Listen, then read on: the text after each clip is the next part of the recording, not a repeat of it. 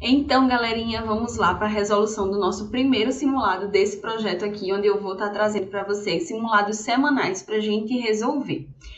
Primeiro, eu queria esclarecer, né, que o meu intuito era que esse momento fosse síncrono ao vivo aqui no YouTube, para que eu fosse vendo realmente as dificuldades de vocês, os comentários aqui logo abaixo e no chat. Mas não consegui, mas com fé em Deus, nos próximos eu conseguirei. Então, esse é um projeto onde todo final de semana a gente vai estar aqui resolvendo simulados, comentando, tá? Se você já tem acesso ao simulado, se você já teve, já respondeu, vamos lá responder, comentando aqui para você entender o porquê de cada resposta certa, qual o conteúdo de cada assunto da questão, para que vocês possam entender e estudar. E se você chegou aqui por acaso, não sabia desse projeto, seja muito bem-vindo, muito bem-vinda. No meu Instagram, toda semana, às quintas-feiras, vai ser disponibilizado o simulado da semana para você ter a quinta e a sexta para resolver. E nos sábados, a gente vem aqui com os comentários para a resolução desses simulados, tá? Então, vamos lá começar.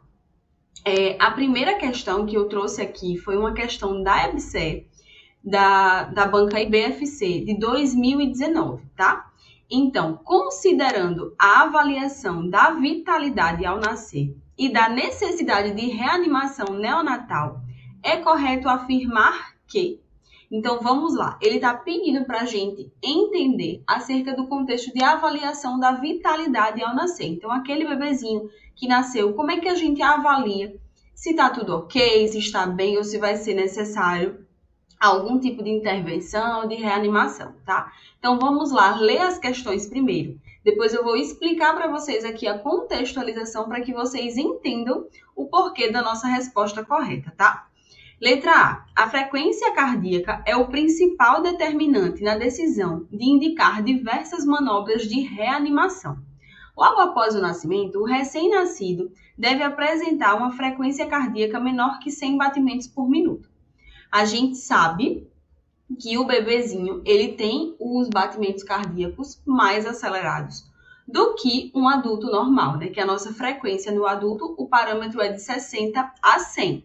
E o bebezinho, esse parâmetro é maior. Então, quando ele diz aqui que deve apresentar uma frequência menor que 100 batimentos por minuto, isso tá errado, tá? É importante que sempre que vocês forem resolver simulados, além de ver a questão correta da questão, tanto na sua prova no dia a dia, como simulados, além de saber a resposta correta, procure entender o porquê que as outras estão erradas. E isso vai ajudar muito para que você aprenda o conteúdo, para que você fixe esse conteúdo na sua mente, porque aqui, do mesmo jeito que ela está perguntando a correta, que a gente vai encontrar, poderia ser perguntando a errada. E aí você tem que saber o porquê que uma questão está certa e o porquê que uma questão está errada, tá? Então, vão analisando questão por questão. Eu sempre faço, sempre tive a prática de fazer no meu dia a dia, quando eu estou estudando, exatamente isso. Eu estou resolvendo essa questão, então eu vou lá circulando. Por que está errado? Por que está correto? O que é que faltou? O que é que uma palavra veio diferente? Às vezes uma palavra muda todo o contexto, até uma letra, quanto mais uma palavra. Então estejam atentos e vão marcando o porquê do erro de cada questão para que você compreenda o conteúdo e para que você aprenda efetivamente e saiba fazer uma boa prova na hora do teu concurso, tá? Letra B. O boletim de Apgar deve ser utilizado para determinar o início da reanimação e das manobras a serem instituídas no decorrer do procedimento. O que é que está errado aqui? O boletim de Apgar, ele não vai ser iniciado, ele não vai ser realizado com o intuito de determinar início de reanimação. O boletim de Apgar, ele vai dizer para a gente as condições de adaptação desse recém-nascido à vida extrauterina. A gente vai ter mais à frente uma questão sobre o boletim de Apgar, mas ele não tem o intuito realmente de determinar o início de reanimação, e sim avaliar a condição de adaptação desse bebezinho, do meio intrauterino para o extrauterino, né? Ele acabou de nascer, então como que está sendo essa adaptação? Tanto que ele é feito no primeiro minuto de vida e no quinto minuto de vida, tá? Então, aí, o erro é para determinar o início da reanimação. Tá totalmente errado, tá? Letra C. O recém-nascido apresenta boa vitalidade e não necessita de qualquer manobra de reanimação se ao nascimento verifica-se que ele é a termo, está respirando ou chorando e com tônus muscular em flexão, sem a presença de líquido amniótico meconial. Essa é a nossa resposta correta, tá? Eu vou continuar aqui nas outras respostas para vocês entenderem o erro e a gente vai para a contextualização, para que eu possa explicar melhor essa parte para vocês, tá? Letra D. A avaliação da coloração da pele e das mucosas do RN é a principal medida para decidir os procedimentos na sala de parto, pois diversos estudos mostram a relação com a saturação de oxigênio ao nascimento. Gente, essa questão da coloração da pele, ela não vai determinar não vai determinar indicação de reanimação. Por quê?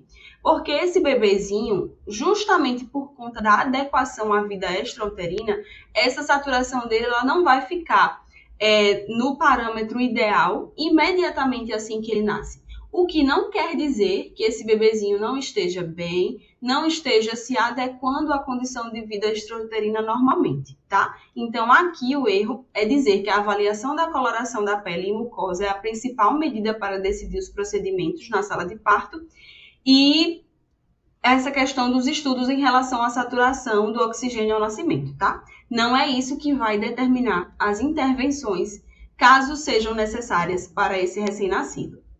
Letra E. A classificação da idade gestacional adequada e a ausência de sofrimento fetal são as únicas medidas para a decisão de indicar diversas manobras de reanimação. Faltou reanimação aqui, ficou aí só um pedacinho, mas não é isso, tá? A gente tem bebezinhos que nascem, como é que eu posso dizer? Fugiu a palavra agora. Que nascem pré-termo, tá? Antes das 37 semanas. E que não precisam de manobras de reanimação, tá? A gente vai ver mais à frente também a classificação dos RNs de acordo com a idade gestacional, de acordo com o peso, e aí vocês vão entender. Mas uma criança, por exemplo, que nasceu com 36 semanas é uma criança pré-termo. E se ela se adequa bem às condições de vida extrauterina, se ela está nos fatores que não determinam reanimação, ela não vai precisar de intervenção, porque ela foi pré-termo. E aí aqui diz que a idade gestacional e a ausência de sofrimento são as únicas medidas de decisão para indicar manobras de reanimação. E não são, tá? Vindo aqui para a contextualização, eu preciso que você entenda aqui. Ao nascimento, a gente tem que avaliar as condições gerais desse recém-nascido, tá? Então, entendam que se ao nascimento o bebê está respirando, ou chorando bem, e está com tônus muscular em flexão, que é aquele assim fletidozinho, tá? Não tá um bebezinho em extensão, não tá um bebezinho largado, ele tá fletido. Independentemente do aspecto do líquido amniótico, ele apresenta boa vitalidade e deve continuar em contato pele a pele, junto com a parturiente, que é a sua mãe, depois do clampeamento do cordão umbilical. Então, aqui já tira também aquela questão que antigamente a gente tinha aqui. O que determinava condições de reanimação para o bebezinho ou intervenções era a questão da respiração, frequência cardíaca, presença de líquido meconial. Quase não sai. Mas a gente está vendo que aqui, ó, independente do aspecto do líquido amniótico, se ele apresenta boa vitalidade, ele deve sim continuar com a sua mãe. A determinação da necessidade de reanimação e a avaliação da sua eficácia vão depender da avaliação de dois fatores, que são eles, a respiração e a frequência cardíaca. Então, essa parte aqui responde bem à nossa questão. E aí, aqui mais abaixo, eu trago para vocês que a frequência cardíaca, ele vai ser o principal determinante da decisão de indicar diversas manobras de reanimação. Então, vocês precisam entender que esse bebezinho, ele tem que apresentar ao nascimento a respiração suficiente de forma a manter a frequência cardíaca acima de 100 batimentos por minuto. Então, você já pode ver aqui que em relação à letra A, ele trazia para a gente que era menor que 100 batimentos por minuto, tá? O processo de transição para alcançar a saturação de oxigênio acima de 90% requer 5 minutos ou mais em RN saudáveis que respiram em ar ambiente. Então, a gente pode ver que a alternativa que trouxe aqui a relação com relação à saturação do oxigênio, com relação à coloração da pele, ela não está correta, porque não é imediatamente que esse bebezinho ele vai apresentar a saturação acima de 90%, acima de 95%. Isso requer um tempo de adaptação a esse meio extrauterino, tá? Então, aqui, percebam que eu trouxe a referência para vocês. Então, quando você estiver assistindo, termine de assistir agora e depois você volta, pega essas referências, assiste com mais calma para poder entender tudo sobre esse conteúdo que eu estou trazendo aqui. Eu trouxe os pontos-chave para resolver essa questão. Mas essas duas referências são muito importantes. A primeira, ela traz para a gente a questão da reanimação em recém-nascido maior que 34 semanas na sala de parto, de acordo com as diretrizes da Sociedade Brasileira de Pediatria. E a segunda é uma cartilha de estratégias de atenção à saúde do recém-nascido, que é um guia para profissionais de saúde. Então, todos esses dois conteúdos são muito ricos quando a gente fala de recém-nascido, tá? E aí, seguindo, a gente tem a nossa segunda questão, também do IBFC 2019, que nos diz: imediatamente após o nascimento, a necessidade de reanimação neonatal dependerá da avaliação simultânea, da respiração e da frequência cardíaca, sendo esta última a principal determinante na decisão de indicar diversas manobras de reanimação. Então, isso aqui, essa questão traz para a gente um fechamento do que a gente viu na questão anterior. Então, se você quiser anotar no seu caderno, no seu resumo, no seu material, esse enunciado aqui traz bem certinho a questão da necessidade de reanimação e os parâmetros que precisam ser avaliados. E aí você coloca assim esse contexto e só coloca lá a questão da frequência cardíaca, que tem que ser superior a 100 batimentos por minuto, tá? Assinale a alternativa correta sobre a reanimação neonatal. Logo após o nascimento, o recém-nascido deve respirar de maneira regular suficiente para manter uma frequência cardíaca acima de 100 batimentos por minuto. Então, é realmente a nossa alternativa correta. Mas vamos entender o porquê das outras estarem erradas. E aí você consegue perceber que a letra A está correta diante de tudo que eu trouxe aqui também na contextualização da questão passada. Letra B. Logo após o nascimento, deve-se primeiro avaliar a coloração da pele e mucosas dos recém-nascidos, para em seguida decidir os procedimentos que serão realizados na sala de parto. A gente viu que essa questão da avaliação de pele e mucosa não é prioritária, porque essa adequação à vida extrauterina leva algum tempo para acontecer, tá? Então, por isso que essa nossa alternativa está errada. A realização do boletim de Apgar é útil para determinar o início da reanimação e as manobras a serem instituídas no decorrer do procedimento. Eu já trouxe aqui para vocês que o boletim de Apgar ele é realizado para entender as condições de adaptação desse RN à vida extrauterina. Então, não é ele que determina o início de reanimação, tá? Letra D. Se o recém-nascido apresenta frequência cardíaca superior a 100 batimentos por minuto e a respiração espontânea irregular, deve-se iniciar a ventilação por pressão positiva. Claro que não, né, gente? A gente está vendo aqui, de acordo com essa alternativa, que esse bebezinho está em ótimas condições de nascimento. Ele está respirando bem e está conseguindo manter uma frequência cardíaca superior a 100 batimentos por minuto. Então, não precisa de intervenção com relação a isso, tá? E a letra E. A ventilação por pressão positiva deve ser iniciada nos primeiros 5 minutos de vida, conhecidos como os 5 minutos de ouro. Errado. Por quê?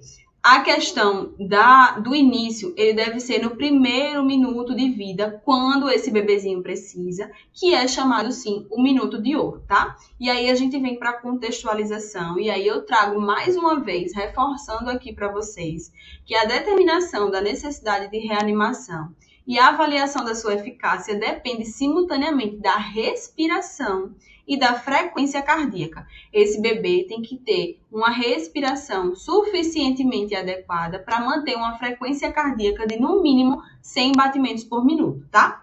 A frequência cardíaca é o principal determinante da decisão de indicar diversas manobras de reanimação.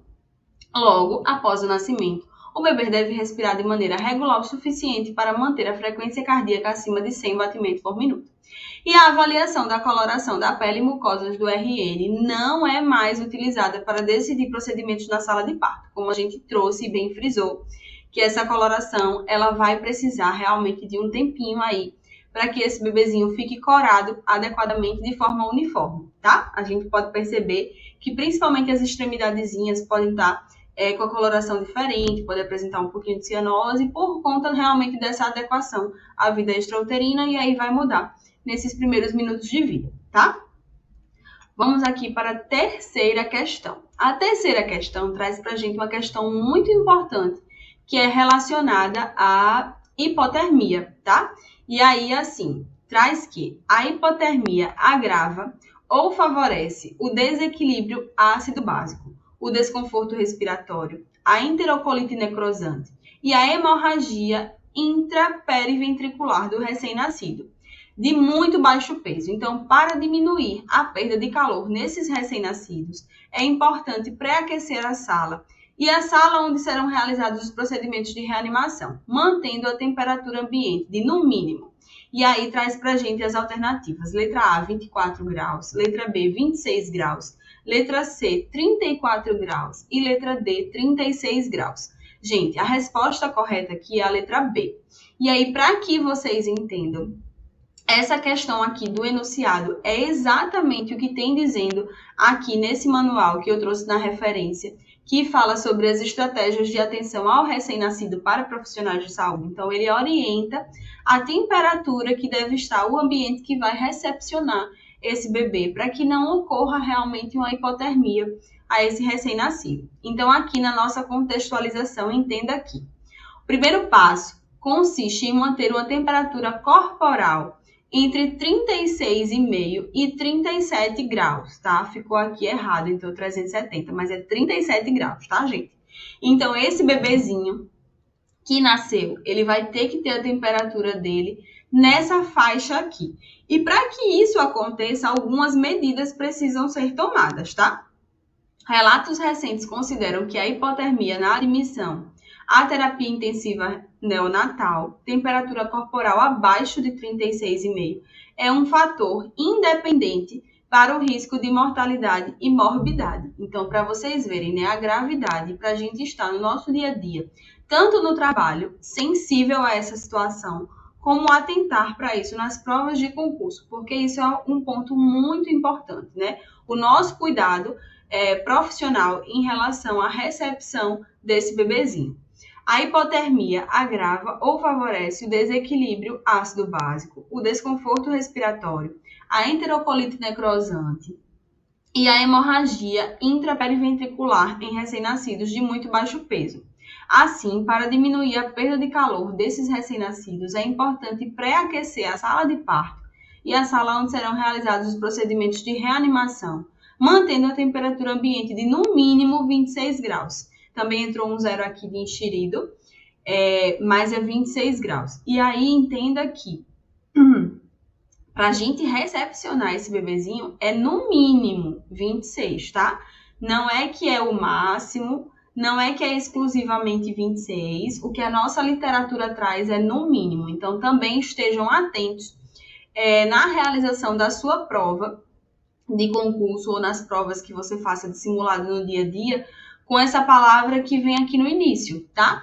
A gente traz aqui que é no mínimo. Cuidado se vão substituir por no máximo. Cuidado que se vão substituir por exclusivamente, tá? Fiquem atentos. É no mínimo 26 graus.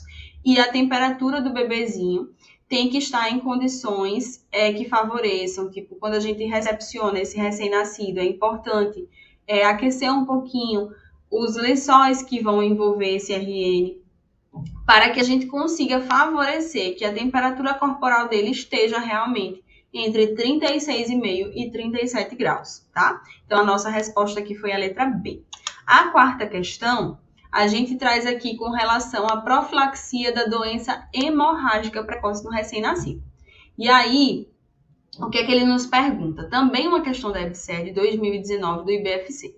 Para a profilaxia da doença hemorrágica precoce e tardia do recém-nascido, deve-se administrar. A administração da vitamina K é algo que é feito realmente imediatamente após o nascimento. Eu acredito que você já tenha visto ou já tenha lido realmente sobre essa questão, porque são cuidados imediatos ao recém-nascido, tá? E aí, é a administração de 1 miligrama de vitamina K. A nossa resposta é a letra B, tá? Vitamina C não é feita com concentrado de complexo proteombílico também não, vitaminas A e D também não, e fator 8 de coagulação também não. É realmente a vitamina K, tá certo? A gente sabe que quando o bebezinho nasce, a gente faz a vitamina K, a gente precisa fazer também a prevenção da oftalmia gonocócica, que vai ser outra questão aqui, e a gente precisa garantir também para esse bebezinho a vacinação com a vacina da hepatite B e da BCG, tá? E aí, vindo para a contextualização. A deficiência da vitamina K, ela pode causar uma hemorragia nas primeiras semanas de vida do bebê. Esse problema é denominado doença hemorrágica do recém-nascido. Ela pode acontecer de forma precoce, ela pode acontecer de forma clássica e ela pode acontecer de forma tardia. O que é que determina? O tempo em que isso acontece, tá? E aí, ela vai ser precoce quando ela acontece nas primeiras 24 horas de vida desse bebê. A forma clássica é entre 1 dia e 7 dias de vida. E a tardia é de 2 a 12 semanas de vida do RN. Então, para que a gente previna esse tipo de acontecimento que a gente não quer, tá? A hemorragia no recém-nascido é algo muito grave. A gente precisa fazer a administração desse 1 miligrama de vitamina K, que é feita, por via intramuscular, no vasto lateral da coxinha, assim como tá aí na imagem para vocês, tá? As hemorragias mais comuns nessa forma de doença são intracranianas, cutâneas e gastrointestinais. Então, assim, isso causa uma repercussão muito grande no bebê, um risco de vida muito grande. Então, a gente tem que ter esse cuidado de administrar a vitamina K. Se você trabalha aí em centro cirúrgico, maternidade, sempre estar atento se o médico não prescreveu, solicitar a prescrição para administrar, tá? É responsabilidade de todos em relação a esse recém-nascido. E fique atento em relação a isso nas provas de concurso, porque todos os cuidados em relação ao recém-nascido sempre caem, tá? A nossa quinta questão é da NUCEP 2017. Sobre a assistência ao recém-nascido imediatamente após o parto, analise os itens e marque a errada, tá? Então, aqui nós vamos ver várias questões corretas, 4 questões corretas, e a gente vai procurar a errada, tá? O clampeamento do cordão umbilical deve ocorrer entre 1 e 5 minutos de vida ou de forma fisiológica quando cessar a pulsação, exceto se houver alguma condição, alguma contraindicação em relação ao cordão ou a necessidade de reanimação neonatal. Perfeito, gente. E aí, em relação à letra B, a vitamina K deve ser administrada por via oral na dose de 1 miligrama, pois esse método apresenta a melhor relação custo-efetividade. Eu mostrei aqui para vocês na questão anterior que essa vitamina K, ela deve ser feita de forma intramuscular, tá? No vasto lateral da coxa, tinha até a imagenzinha, eu vou voltar aqui para vocês verem. Ela é feita, aqui a fotinho do bebê, chorando, mas ela é feita dessa forma, tá? Então, a via oral, ela não foi testada ainda, até trazendo aqui para contextualização para que você entenda. Ela não foi testada ainda, então não há garantia de que essa forma vá prevenir realmente, então não é recomendada. Essa é a nossa resposta correta, que no caso ele quer a errada, tá? Letra C. O tempo de administração da profilaxia da oftalmia neonatal deve ser ampliado em até 4 horas após o nascimento. Isso está correto, né? É até 4 horas. A letra B. Recomenda-se a utilização da pomada de eritromicina a 0,5% E, como alternativa, tetraciclina a 1% para a realização da profilaxia da oftalmia neonatal. A utilização do nitrato de prata a 1% deve ser reservado apenas em caso de não se dispor de eritromicina ou tetraciclina. Essa parte eu quis aqui também comentar com vocês, porque é um ponto muito importante em relação aos cuidados com esse RN, que eu tinha falado para vocês, da prevenção da oftalmia gonocócica. E aí, antigamente, a gente tinha que a recomendação era realmente a utilização do nitrato de prata, mas isso mudou. Tá? A nossa recomendação atual é que seja feita a pomada de eritromicina 0,5% e se não tiver condições de fazer ela, a alternativa é a tetraciclina a 1%, sendo reservado o nitrato de prata só se não houver a mínima condição de fazer uma dessas duas alternativas que foram apresentadas aqui, a eritromicina e a tetraciclina, tá? Aprendam aí, entendam direitinho, porque isso aqui despenca em prova, principalmente porque a maioria das pessoas está acostumada, habituada a ver que era o nitrato de prata realmente utilizado, então poderia marcar como essa questão sendo errada. Letra E. Não se recomenda a aspiração orofaringiana e nem nasofaringiana sistemática do recém-nascido saudável, correto, né? Antigamente existia essa prática de aspiração, mas a gente sabe que hoje em dia não é recomendado. Se o bebezinho tá bem, tá apresentando boa vitalidade ao nascer, respiração ok, batimento ok, não há necessidade de nenhuma intervenção. Esse bebê tá saudável e tem condições de manter os cuidados só preconizados ao nascimento de uma criança saudável mesmo, tá?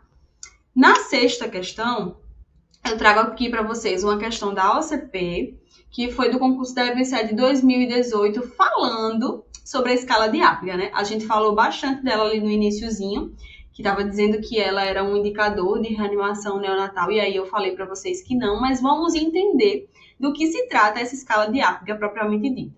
Então, a respeito do boletim de Apgar, é correto afirmar que os sinais avaliados são.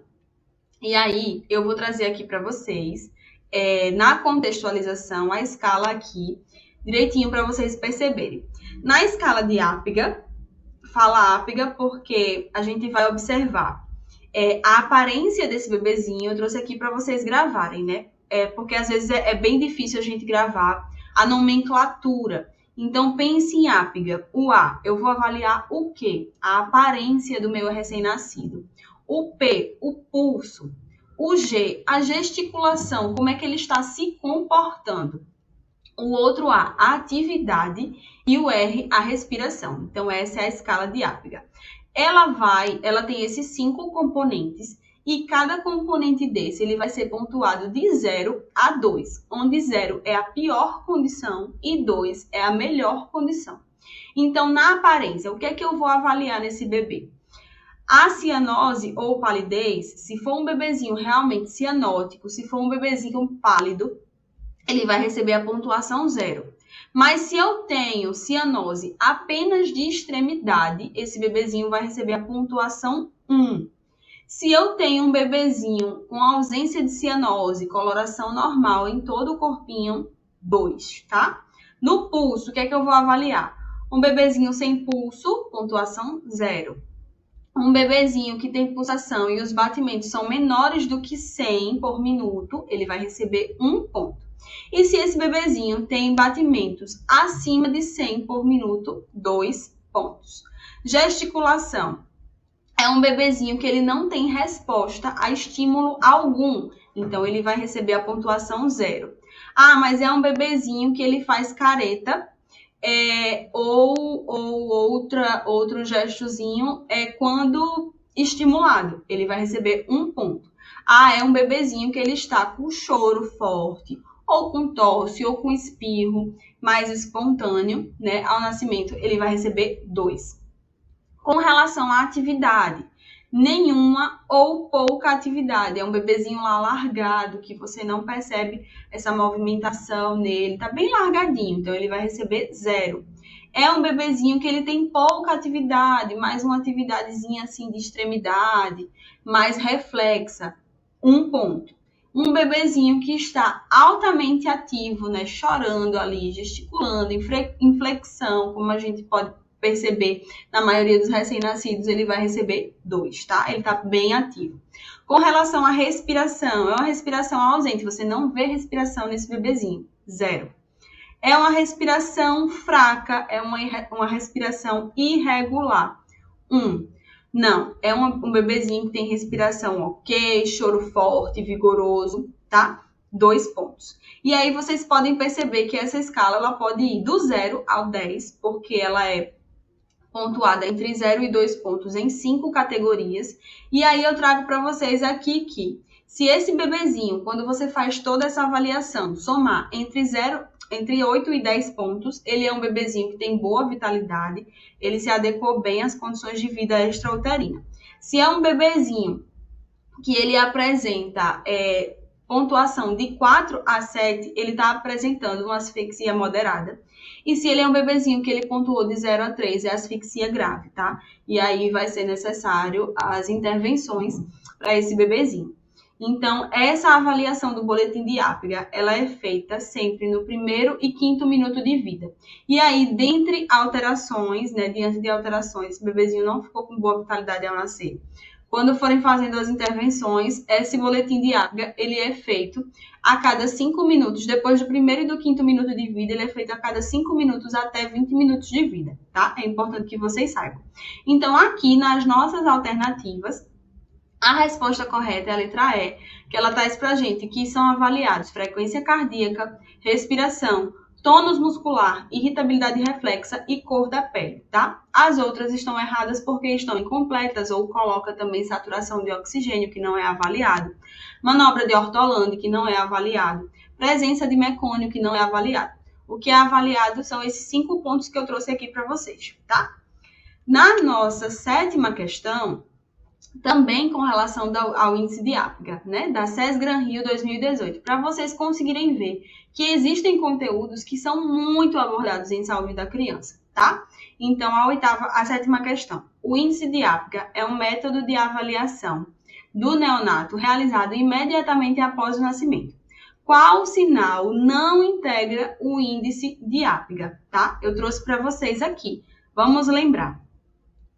A questão da aparência, do pulso, da gesticulação, da atividade da respiração. Então, dentre as alternativas, esforço respiratório é avaliado?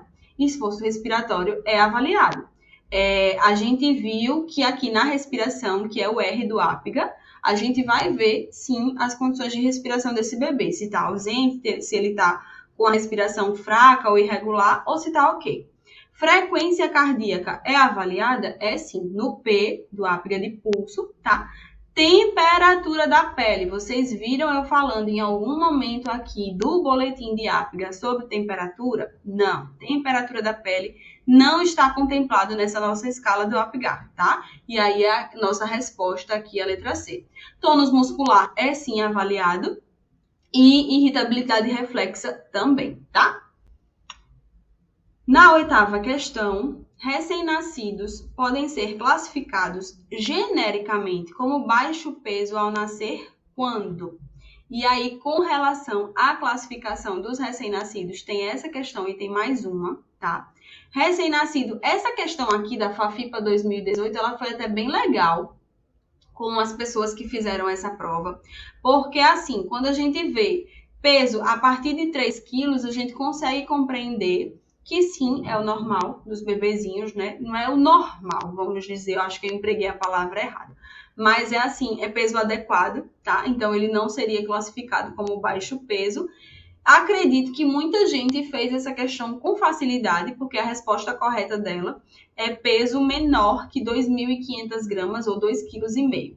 Mas aí eu trouxe aqui para vocês na contextualização que dá para a gente classificar esse bebezinho baixo peso como em baixo peso ao nascer, muito baixo peso ao nascer e extremo baixo peso ao nascer. Qual é a diferença? Baixo peso é aquele bebezinho menor que 2.500 gramas, 2,5 kg. Muito baixo peso é aquele bebezinho menor que 1.500 gramas ou 1,5 kg. E extremo baixo peso é aquele bebezinho menor que 1.000 gramas ou 1 quilo. Isso a gente está falando em relação ao peso. mas eu também posso classificar esse bebezinho em relação à idade gestacional, tá?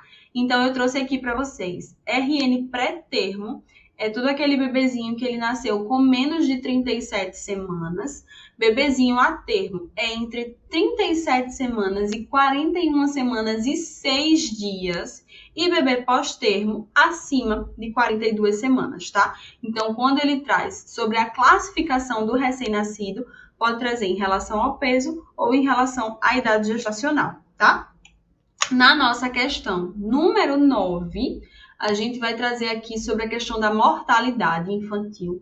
Mortalidade infantil também é um tema bem frequente. A gente sabe que em algumas regiões do Brasil, essa questão é muito importante e muito evidenciada. Então, é importante que vocês estudem também essa parte, tá? Isso foi abordada pelo IDECAN em 2019. A taxa de mortalidade infantil neonatal tardia é um importante indicador de saúde e está associada geralmente à insuficiente assistência no pré-natal. É correto afirmar que esse indicador averigua óbitos de criança. Então, assim, para que vocês entendam, a mortalidade, ela pode ser classificada como mortalidade neonatal, mortalidade infantil. A neonatal, tudo que é em relação ao período neonatal é do nascimento do bebê até 28 dias. Então, o precoce, entendam que precoce vai estar relacionado do nascimento até uma criancinha menor que 7 dias, ou seja, até 6 dias. Tardio, mas sendo ainda neonatal, é de 7 a 28 dias, tá? Então, a nossa questão aqui, ele quer que a gente fale sobre a questão da mortalidade neonatal tardia. Então, está compreendido na nossa letra B, que é de 7 a 27, que ele trouxe 7 a 27, 7 a 28 dias. Tem literatura que considera 28 dias também ainda período neonatal, tá? Só que como ele trouxe aqui mortalidade infantil neonatal, é nesse período, tá? Cuidado para não confundir apenas com mortalidade infantil, que a gente vai ver na próxima questão. E aí, trazendo aqui a questão número 10, que fala sobre a mortalidade infantil, que é um indicador de extrema relevância, pois verifica óbitos de crianças de. Então, o correto em relação à mortalidade infantil é de 0 a 1 ano, tá? É a nossa letra B. E aí, para que vocês entendam, né, essa questão da mortalidade, como eu falei, ela pode estar relacionada ao período neonatal, que vai de 0 a 28 dias, e ao período pós-neonatal, que vai de 28 a 364 dias, e aí tendo a divisão entre o período neonatal precoce, como eu falei, menor que 7 dias, e neonatal tardio, de 7 a 28 dias. Então, a mortalidade infantil geral, quando falar mortalidade infantil, de 0 a 1 ano. Mortalidade neonatal, de 0 a 28 dias. Neonatal precoce, menor que 7 dias. Neonatal tardia, de 7 a 28 dias, tá? Entendam isso bem direitinho, para não confundir na hora da sua prova. E aí, eu queria dizer que por hoje, o que eu trouxe para vocês é isso, tá? Mas antes de sair aqui do vídeo, calma, presta atenção. O nosso simulado, ele foi composto por mais questões. Então, eu vou colocar para vocês aqui na descrição do vídeo o restante do gabarito, para que vocês vejam se vocês acertaram, se conseguiram acertar. O que não acertou, é importante que você estude, que procure o porquê que eu errei essa questão, se aprofunde nesse conhecimento, porque saúde da criança é um tema constante nas provas de concurso, tá? Outra coisa que eu queria dizer que é bem importante. Assista essa aula com calma. Se você assistiu agora a primeira vez, dê uma olhada, o que foi que você acertou, o que foi que você errou, e volte para ela e assista novamente, anotando esses pontos importantes que eu trouxe aqui para vocês, porque são todos muito relevantes com relação à saúde da criança. E, por último, e não menos que importante, tá? Se inscreva aqui no canal. Esse é um projeto que eu vou trazer para vocês semanalmente, para que a gente consiga estudar junto e para que eu consiga passar para vocês um pouco mais de conhecimento para vocês agregarem nessa preparação para concurso público. E se essa aula te ajudou, não esquece de deixar o seu like, para que o YouTube entenda que esse conteúdo é importante e é relevante para você. E a cada vez que eu traga novo conteúdo aqui, você seja notificado e não fique de fora nessa preparação, tá bom? Um beijo, até a próxima! Tchau, tchau.